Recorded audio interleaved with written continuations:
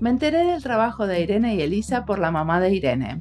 Ella vino a Helsinki a pasear, y como su compañero y ella son muy amigos de unos amigos míos, los invité a cenar a casa. Y así fue que supe del trabajo genial que estas dos arquitectas platenses están haciendo. Después nos vimos brevemente el día que organizamos el episodio en vivo en La Plata. Entonces paso a presentarlas. Elisa Deschamps e Irene Vilmes son dos arquitectas que trabajan con el tema de acoso sexual en la ciudad. Y uno de sus proyectos, los mapas del acoso, tomó vuelo, y ya 8 ciudades están adoptándolo. Y aparte nos van a contar sobre el trabajo en red que hacen con otros colectivos feministas. Escuchemos su historia.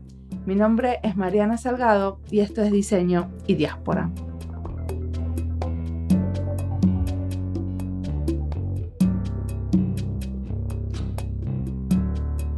Hola, mi nombre es Irene Vilmes, yo soy arquitecta y docente en la FAU en el EPP y junto con acá mi compañera Elisa, también arquitecta, Elisa Deschamps, somos docentes de la Facultad de Arquitectura de La Plata. Conformamos cierto grupo de trabajo colectivo que se llama Mapas de lo Efímero, que involucra varios proyectos y queríamos comentar acá algunos de ellos, ¿no? Mapas de lo Efímero surge en 2017 con el proyecto MIA, que es un poco el que les vamos a contar ahora, y la propuesta de Mapas de lo Efímero es estar entre el registro y la acción, la poesía y la ciencia, lo virtual y lo real. Nosotras decimos que nuestros mapas caducan como hojas de ruta para convertirse en registros del efímero. Y lo que encontramos es una manera, quizás decimos parasitando las herramientas de Google My Maps, abordándolas desde una metodología de diseño también aplicado, de poder contar otras maneras de ver la ciudad a partir de ciertas temáticas. Sí, en realidad el proyecto MIA surge de una inquietud que ya veníamos compartiendo con Irene y con otras arquitectas también, que era como que la profesión nos queda chica en la producción de la arquitectura de nuestros estudios, de la obra cotidiana, de pequeña escala, muchas veces en general. Yo en lo personal tuve un tránsito también por la obra pública, que también ya he abandonado por el momento. Bueno, esto nos devolvía varias preguntas respecto a la ciudad, al urbanismo y a la producción del espacio, ¿no? Como que nuestro estudio nos empezó a quedar chico para resolver estas cuestiones. O sea, las dos, aparte de ser docentes en la facultad, aparte tienen un estudio de arquitectura. ¿Cómo es? Sí. Tenemos estudios, pero no asociadas. Cada una trabaja con su matrícula profesional de manera individual. Casualmente nos hemos asociado para algunos proyectos, para un proyecto en específico, pero después mantenemos nuestras... Es una actividad que hacemos también a demanda. Entonces ha bajado mucho la demanda con la crisis últimamente y eso también nos dejó un pequeño espacio para poder utilizar la energía que tenemos para reflexionar. De ahí surge también Mapas del Efímero, surge una coyuntura en donde a nosotras nos interesaba poder exponer una reflexión y pensarnos como activistas de la ciudad y del espacio urbano desde un sentido sensible y político, y nos parecía que justo en el marco del primer paro internacional de mujeres nos daban muchas ganas de hacer algo que abordara la mirada disciplinar y la arquitectura del urbanismo en relación a la perspectiva de género o a lo que hoy ya, 2 años más tarde, podemos decir feminismo, ¿no? Hemos atravesado un proceso largo interpelándonos desde ese primer paro de mujeres hasta hoy respecto a las definiciones sobre la temática del feminismo y la perspectiva de género. Sí, también en esto del contexto de 2017, que nosotras ya veníamos personalmente involucrándonos en estas luchas, bueno, yo en lo personal desde lo familiar también, mi mamá es una activista del feminismo, empezar a tratar de linkear esa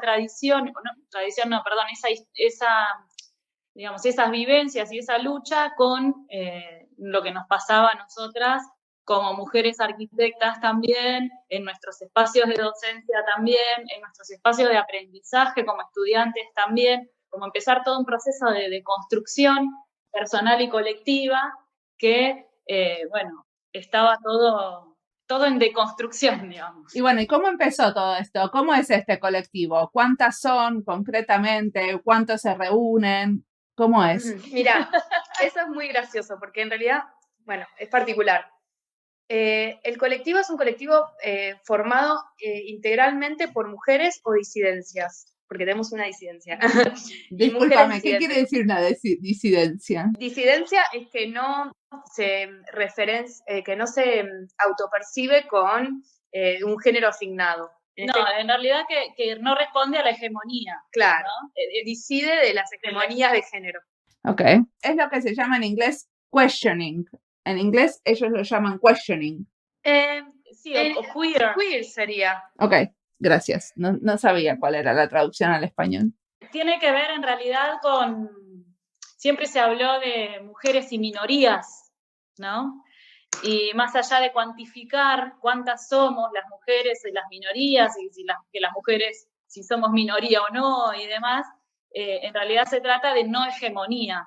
Entonces, por eso se le llama disidencias de género o un género disidente, porque no responde al binomio o a la hegemonía de género varón-mujer, digamos, que está tan biologicista también, ¿no? Muy bien, entonces, son todas mujeres menos una disidencia, ¿y cuántas son? Es así, el proyecto nace a partir de esta reunión, o sea, la manera en que se abordan las cosas en mapas de lo efímero y la estructura metodológica las creamos Elisa y yo en 2017, pero luego tenemos varios proyectos, ahora en este momento tenemos 4 en curso, y en cada uno de esos proyectos trabajamos de una manera de red colectiva. Y todo esto, quiero aclarar que siempre es desde un activismo y que no tiene ningún tipo de financiamiento. Por ejemplo, en el proyecto MIA participamos nosotras dos y a su vez de ese proyecto se ha replicado en como 8 ciudades, que después te vamos a contar, y de esas 8 ciudades, en cada ciudad hay un equipo local de MIA, pero no desde de Mapas de lo Efímero, es del proyecto MIA. Okay. Luego tenemos el otro proyecto, El Triunfo de la Naturaleza, los Jardines Espontáneos de La Plata, donde han participado más de 20 mujeres renovando la ciudad de manera virtual, y eso se ha dado también, son todas colaboradoras del proyecto, o sea, productoras del proyecto, pero son del Triunfo de la Naturaleza, no de Mapas del Efímero, digamos. O sea, son todas, desde donde se desprenden los proyectos, generamos esta manera de llevarlos a cabo en red.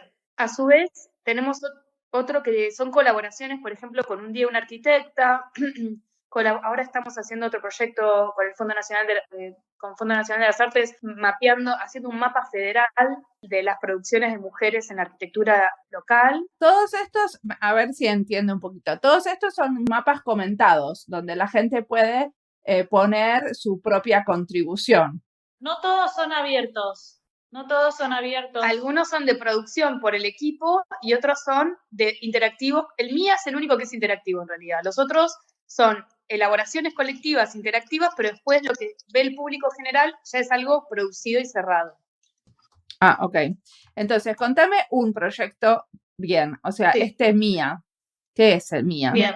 Bueno, el MIA es un mapa interactivo del acoso y el abuso que creamos desde Mapas de lo Efímero, la finalidad de tener una herramienta virtual que nos permita visibilizar la violencia de género, ¿no? O visibilizar, digamos, las prácticas violentas a las cuales nos vemos las mujeres cotidianamente expuestas en la ciudad. Entonces, esta herramienta, que en realidad consta de 3 elementos fundamentales, ¿no? Uno es una especie de encuesta que invita a relatar hechos del pasado que uno recoge desde la memoria, relatarlos en una encuesta virtual, un formulario. Ese formulario nos da una información que nosotros cargamos en un mapa, así que el segundo elemento es el mapa en sí, un mapa Google que visualiza estas cuestiones. ¿El tercero cuál sería? El territorio real. El tercero es el territorio real. Nosotros nos propusimos, el proyecto surge desde la idea de poder visibilizar esta manera en que las mujeres vivimos la ciudad y de una pregunta muy importante que era si la violencia que se vive en el espacio público y privado nos determina el modo de habitar las ciudades.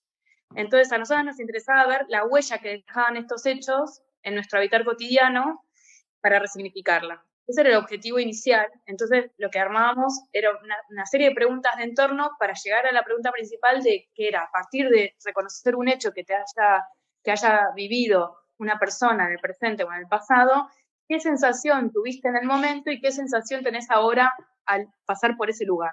Nos interesaba saber eso para poder trabajar y, digamos, primero desnaturalizar, pero a su vez también trabajar la intervención en el espacio público, sobre todo, a partir de estas experiencias para resignificar los lugares. Pero cuando vos te referís al lugar, ¿te referís al lugar metafórico de volver al momento en que se registró un hecho o te referís al lugar físico en la ciudad? La primera pregunta es, ¿dónde fue?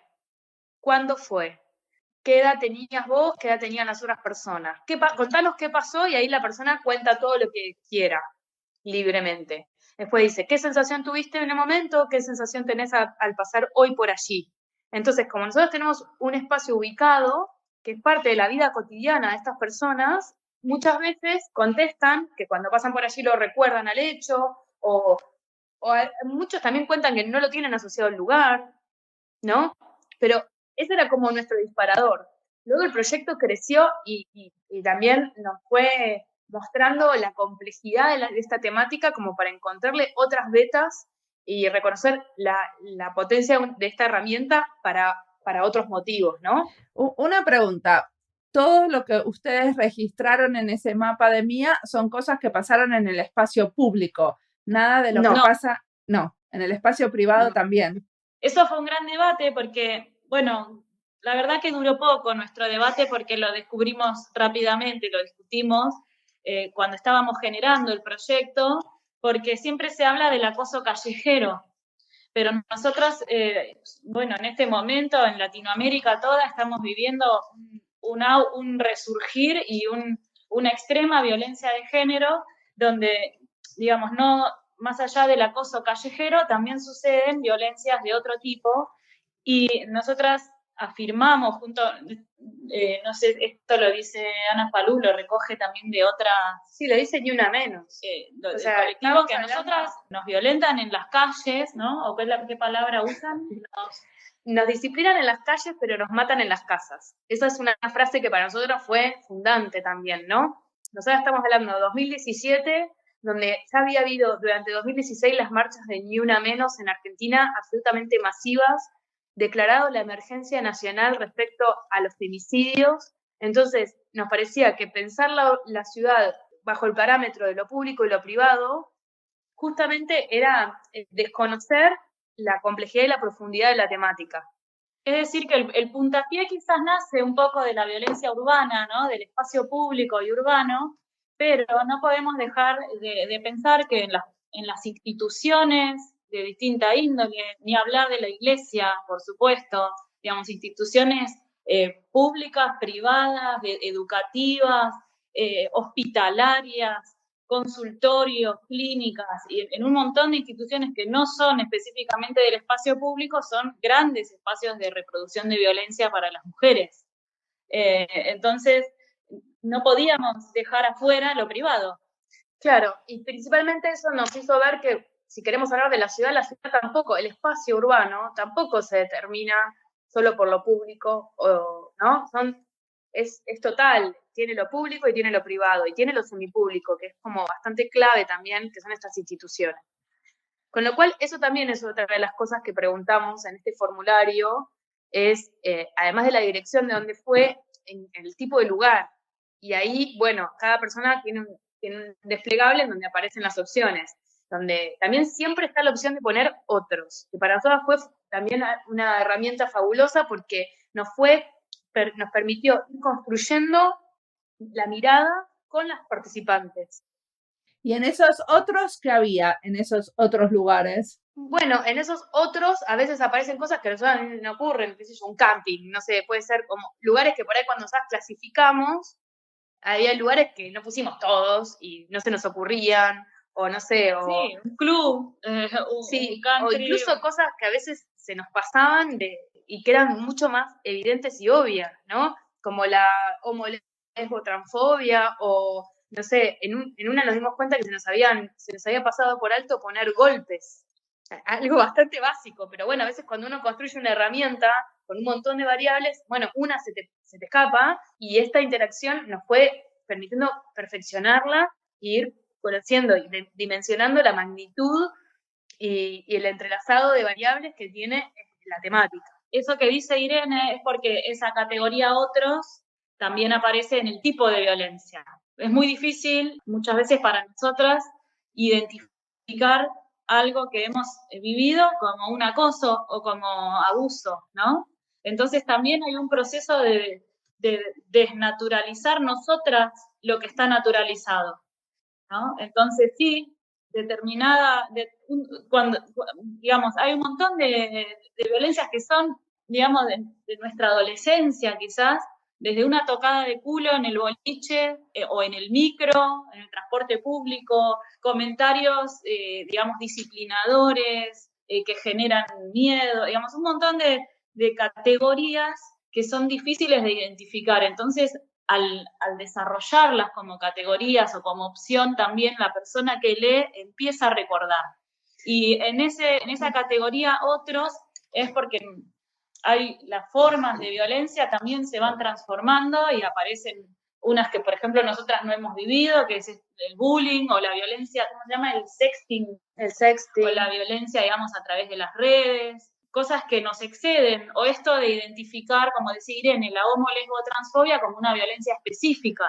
¿Ustedes hacen una curaduría de lo que viene o ponen todo en el mapa? Ponemos todo. Ponemos todo, pero siempre leemos todo. Entonces, donde, por ejemplo, hay alguna cosa que no sé, justo se repite o está mal escrita, por ahí le hacemos una pequeña aclaración como para que se acomode. Y sí tenemos un cuidado de que, por ejemplo, como no estamos a favor de los scratches, salvo que haya una denuncia penal y que la justicia no haya hecho una respuesta a esa denuncia penal, que no ha habido ningún caso, después, cuando alguien quiere poner el nombre de otra persona con nombre, o sea, identificar a agresores con nombre y apellido, nosotras le ponemos una nota aclaratoria que esa información la hemos editado. Sí, o dejamos la inicial, porque en realidad, más allá de estar a favor o en contra de los scratches, hay distintos tipos de scratches, y hubo acá en la ciudad y demás, a veces un abuso de estas prácticas o de no del todo claro, digamos, cómo se está usando. Sí. Entonces, y también hay una cuestión legal, que nosotros no somos ni juez ni parte como para definir una verdad. No nos interesa hacerlo tampoco. Pero a ustedes les parece que los mapas que ustedes hacen los están usando los jueces? ¿Quiénes están mirando?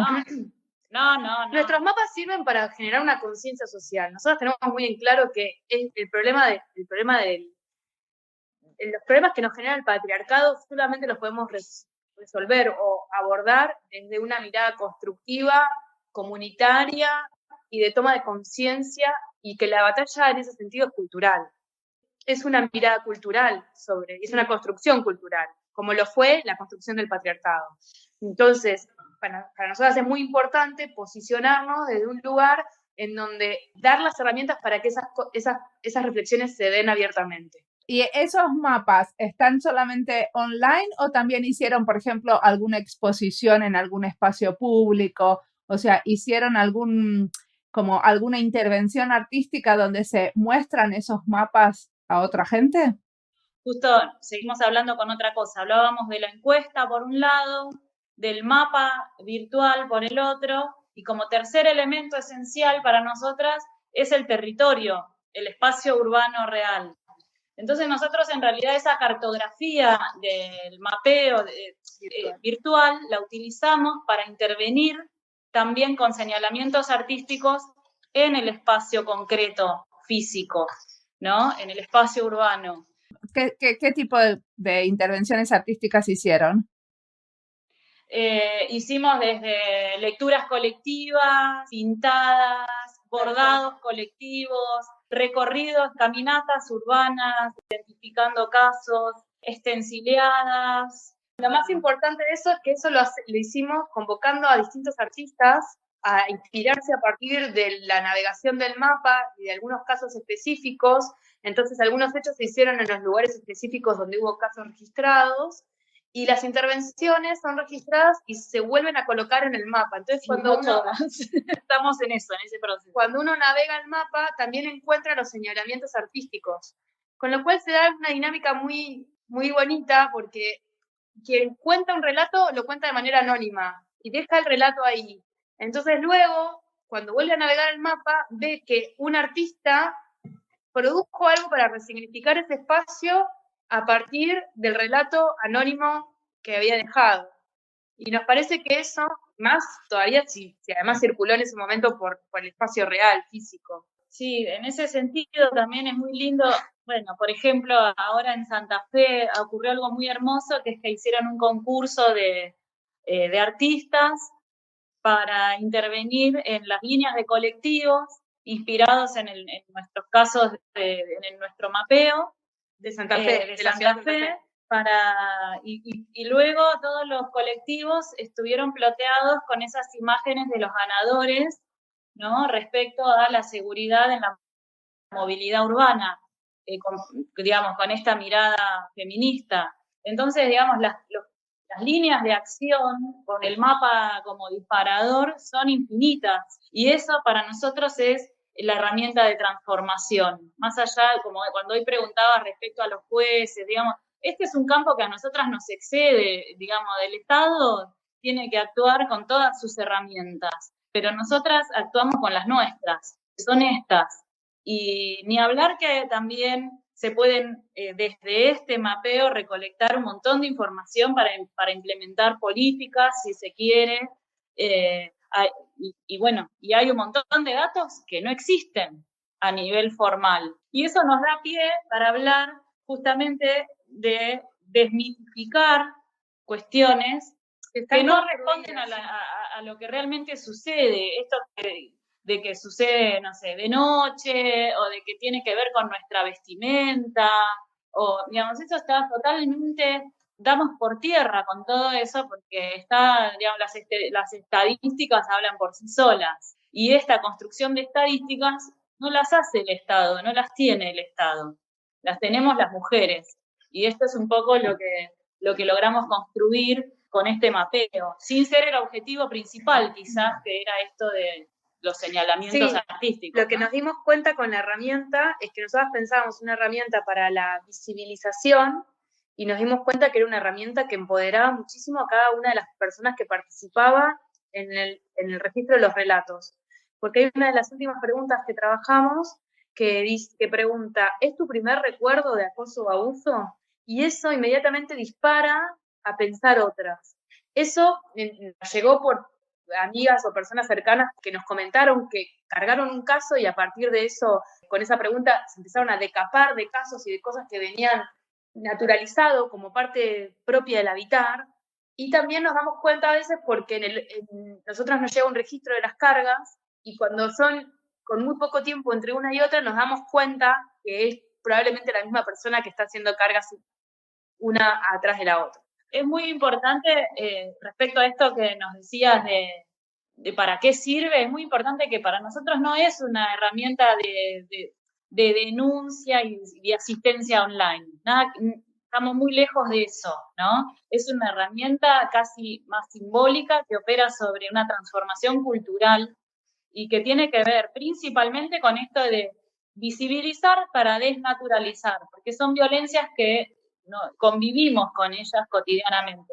Y así surge el ejercicio. Cuando nosotras nos propusimos hacer este mapeo, fue recordando experiencias propias, y nos tuvimos que remitir a la infancia para acordarnos de aquel primer abuso que nunca te olvidaste, cuando, no sé, alguien se masturbó delante tuyo, a la salida del colegio, cuando te tomaste el transporte público por primeras veces, digamos, todas esas cuestiones que uno va naturalizando para convivir, ¿no? Configurando también ciertas asimetrías en la forma en que nosotras vivimos la ciudad, con consecuencias reales, como no caminar sola, no salir de noche, no andar por ciertas zonas, ¿no? Digamos, como cuestiones específicas que configuran formas de habitar. Y una pregunta, ¿me contás un poco sobre esto que contaron que se replicó en 8 ciudades? ¿Cómo fue?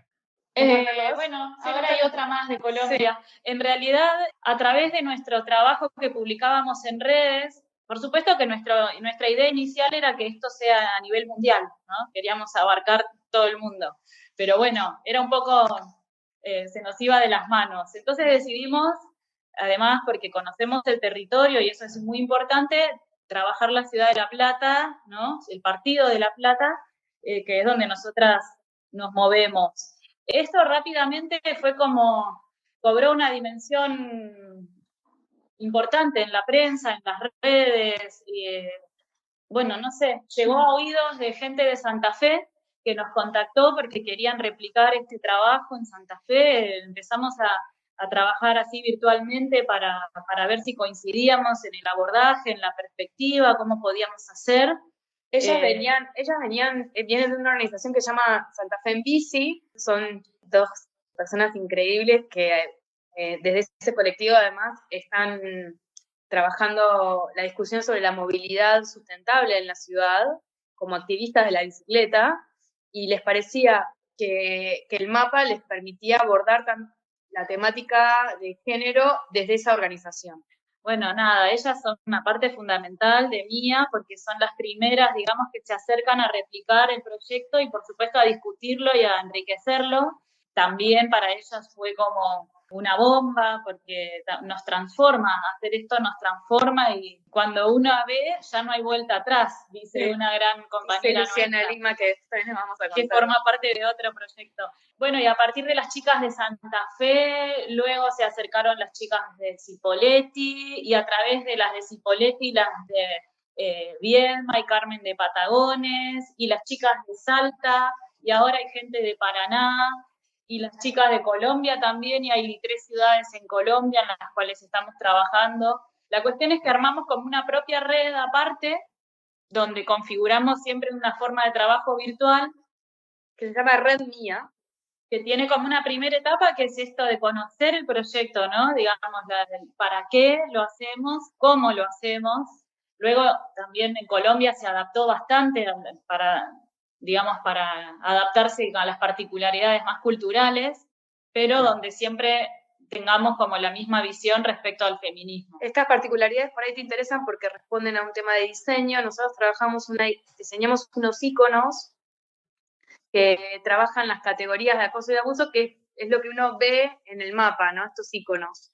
Y esos iconos tienen como una estética y una manera hasta un poco, no sé, explícita a veces y hasta un poquito irónica, podríamos decir, como para sacarle también todo un peso bastante oscuro que tiene la temática. Las chicas de Colombia, cuando lo vieron, les parecía que eran, no sé, por ejemplo, en una es una imagen de un pene, entonces un pictograma de un pene. Sí, entonces les parecía que no se podía poner eso, no podían estar atrás de algo que expresara eso en Colombia. Entonces ellas pidieron hacer su propio diseño, tuvimos como varios encuentros virtuales para conversar lo que estaban pensando y tratamos de encontrar como un punto en común para que, digamos, no se pierda esta idea de la red, pero sí se asuman cada una de las particularidades locales, entendibles también, ¿no?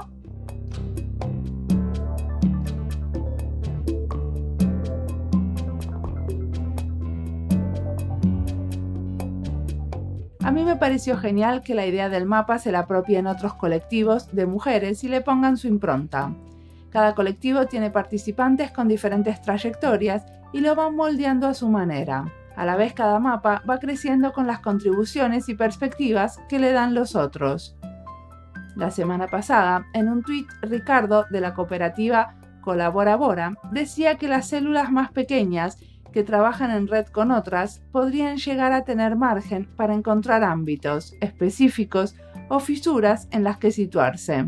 Ahí lo cooperativo y los vínculos con la comunidad son claves, porque este mapa no solo está visualizando un fenómeno, sino también está creando una comunidad alrededor de la violencia de género. Hacer visible la violencia es una de las muchas maneras de combatirla. Entonces, lo que este colectivo hace es construir redes con otros y crear una comunidad que incluye también a las víctimas para poner palabras e imágenes para poder hablar sobre el acoso.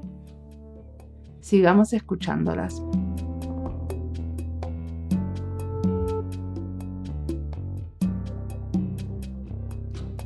Pero ¿cómo les parece a ustedes que lo de ustedes es diferente porque son arquitectas? Supongo que no todas las chicas en estas diferentes ciudades tienen esa misma educación, ¿no? Bueno, ahí está buenísimo porque nosotras siempre creemos que esto es multidisciplinar, interdisciplinar o indisciplinar, ¿no? Que es algo muy lindo también que aprendimos hace poco. Entonces discutimos todas todo, es genial, es difícil porque todo, por ejemplo, es un proceso. Las chicas de Poletti son de criminología, que yo no sabía que existía la criminología, entonces como que aprendimos un montón de cómo la mirada sobre la temática de la criminología. Y luego cómo relacionar eso se convirtió en un proyecto de extensión donde criminología se vincula con bellas artes, ¿no? Entonces es buenísimo porque surgen cosas que, digamos, cómo vincular dos cosas que parece que nada que ver, ¿no? Proyecto de extensión universitaria, ¿no? Porque eso sí, por ahí, yo te dije hoy que no teníamos financiamiento, pero hemos conseguido solventar los materiales para producir algunas cuestiones a partir de proyectos de extensión con la universidad. Yo perdón, pero te dejo con Irene porque tengo que ir, además de todo esto, soy madre y tengo que ir a recoger a mis hijas. Dale, así que, perfecto. Igual ya vamos a ir terminando, pero buenísimo. Muchas gracias. Sigue, Irene. Te abre Nacho. Bueno. Entonces, contame sobre el proyecto de extensión universitaria. Bueno, eso es interesante porque el proyecto de extensión universitaria... antes te quiero hacer este comentario. Dentro de la red mía, que sigue creciendo, la verdad que tenemos un montón de disciplinas y de perspectivas diferentes. Tenemos abogadas, hay personas del campo de la arquitectura y del diseño, las chicas de criminología, trabajadores sociales.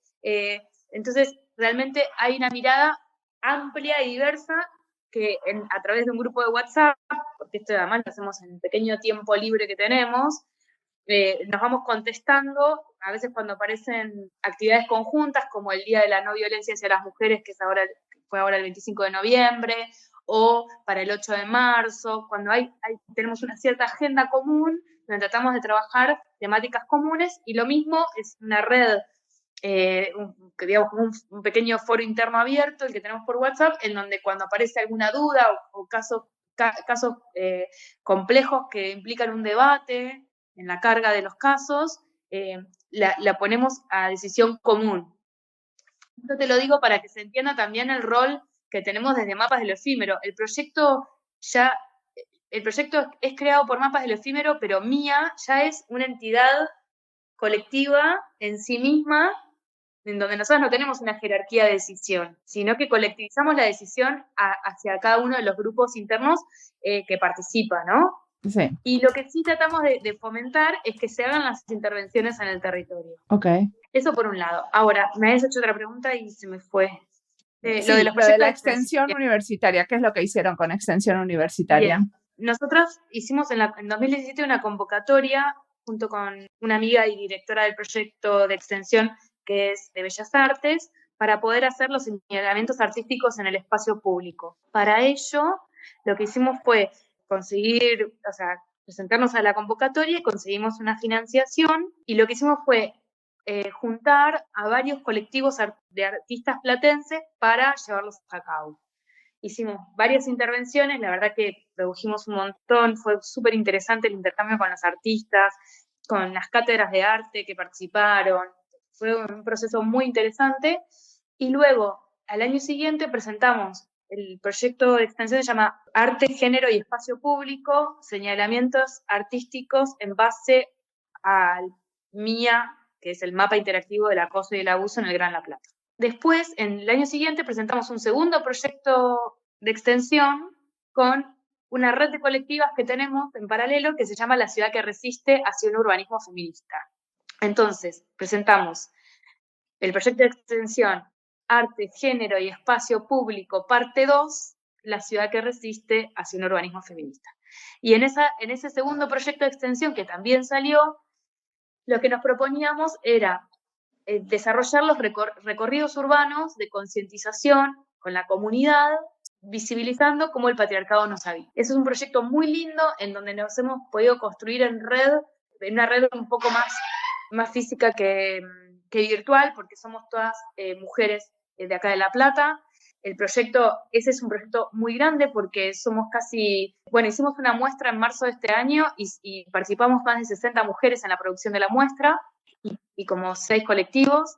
La muestra fue en un centro cultural de acá de La Plata y duró todo un mes, en donde hicimos además activaciones del espacio público, porque creemos que en realidad la salida está por apropiarnos más de la ciudad, ¿no? Una pregunta quiero hacerte con respecto a la herramienta. ¿Ustedes usan la herramienta de Google así como está o la manipularon un poco?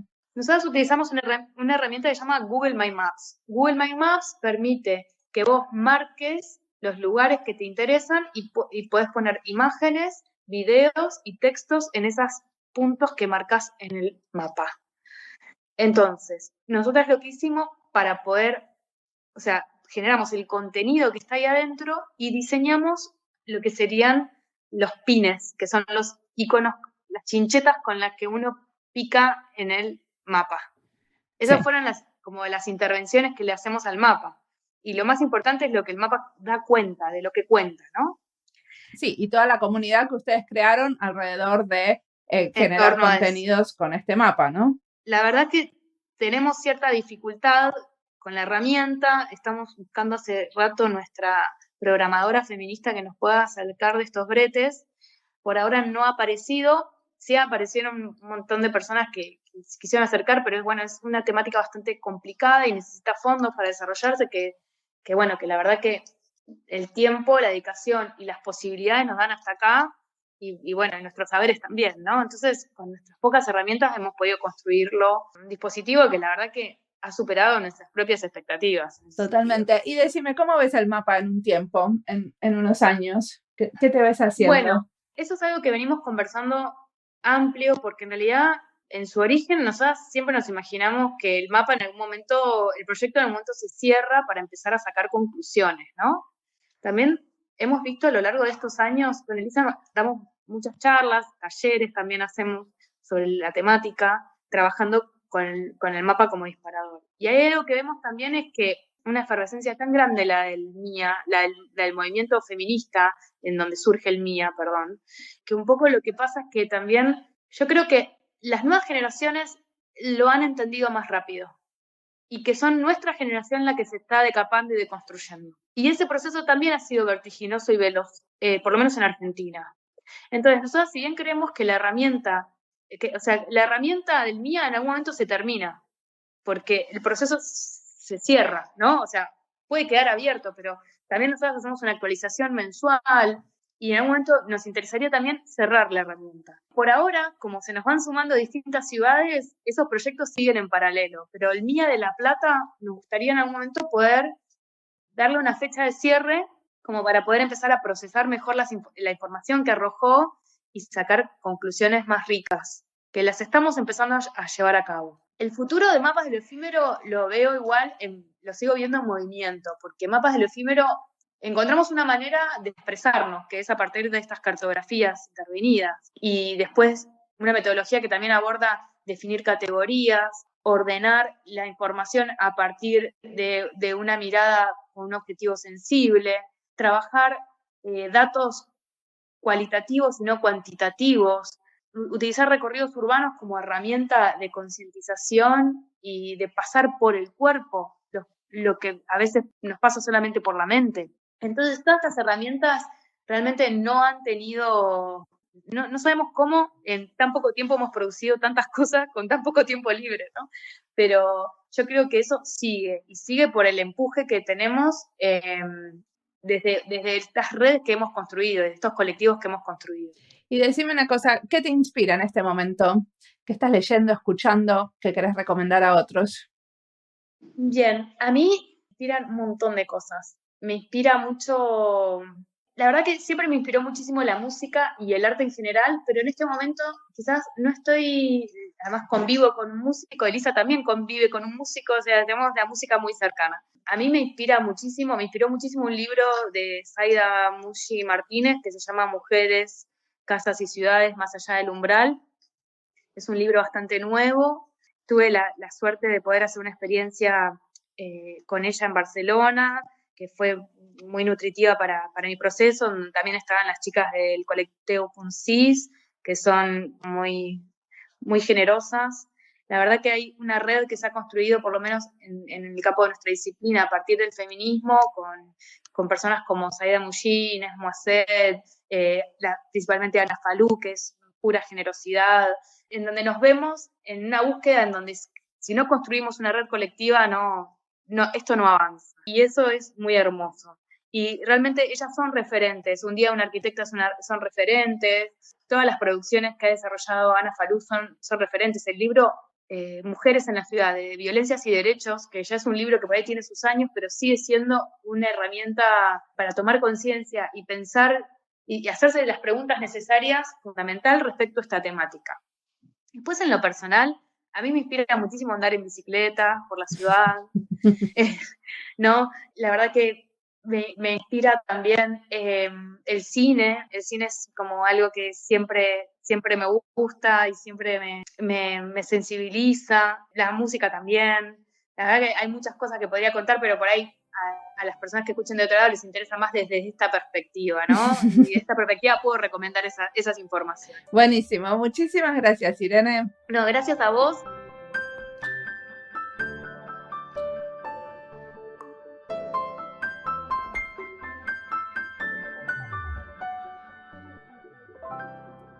Hay muchos diseñadores que hacen mapas. Esa es otra lista que tengo que armar, cómo se diseñan mapas. En el caso de Irene y Elisa, es más cómo se arma el contenido y la comunidad alrededor del mapa. Pero claro, que esto también es diseño. Todos estos procesos participativos cada vez más están llevados a cabo por diseñadores. Convocar y participar es algo que se diseña. Y cuando escribí mi disertación de doctorado justamente hablé de eso. Y también usé un mapa. Era un mapa de una exposición en un museo. Un mapa para poner en diálogo a los visitantes de una exposición. Un tema diferente. Pero ahí, en este trabajo, descubrí, entre otras cosas, que el diseñador puede muy bien empujar de varias maneras el contenido a través de acciones específicas. Y eso hace que haya más historias interesantes en el mapa, que no haya vandalismo y la gente lo quiera cuidar.